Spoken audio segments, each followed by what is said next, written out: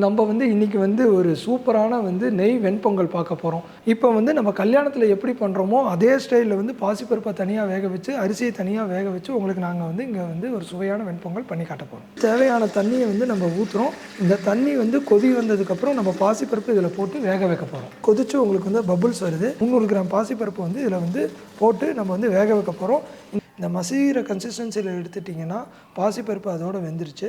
இந்த தண்ணி ஒன்ஸ் வந்து கொதி வாங்கினோன்னா நம்ம வந்து அரிசியை வந்து இதில் போட போகிறோம்.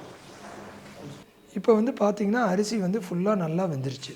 இப்போ அடுத்து வந்து நம்ம முன்னாடியே வெந்திருந்த பாசிப்பருப்பை வந்து இப்போ வெந்த அரிசியோடு போடுறோம். 10 கிராம் இஞ்சி எடுத்துருக்கோம். இந்த அரிசியும் அதே மாதிரி பாசிப்பருப்பும் வெந்ததில் வந்து இப்போ இந்த வந்து இஞ்சியை ஆட் பண்ணுறோம். அடுத்து வந்து பார்த்திங்கன்னா வந்து நம்ம பெருங்காயத்தூள் வந்து ஆட் பண்ணுறோம். இந்த பெருங்காயத்தூள் வந்து 10 கிராம். அடுத்து வந்து பார்த்திங்கன்னா உப்பு தேவையான அளவு, அதை வந்து கல் உப்பு ஆட் பண்ணுறோம். நம்ம இஞ்சி ஆட் பண்ணியிருக்கோம், பெருங்காயத்தூள் ஆட் பண்ணியிருக்கோம், உப்பு தேவையான அளவு போட்டிருக்கோம். அடுத்து வந்து பார்த்திங்கன்னா நம்ம தாளிப்புக்கு வந்து மில்கி மிஸ்ட் நெய்யை போட்டு அடுத்து வந்து பார்த்திங்கன்னா மிளகு வந்து 25 கிராம் இந்த நெய்யில் வந்து போட்டு தாளிக்க போகிறோம். 25 கிராம் ஜீரகம் வந்து இந்த தாளிப்பில் சேர்க்குறோம். அடுத்து பிளவு முந்திரி அது வந்து பார்த்திங்கன்னா ஒரு 100 கிராம் அளவுக்கு போடுறோம். ஒரு கொத்து கருவேப்பிலை எடுத்துருக்கோம். இந்த கருவேப்பிலையோடு போட்டு நம்ம தாளிப்பை வந்து முடிச்சிடுறோம்.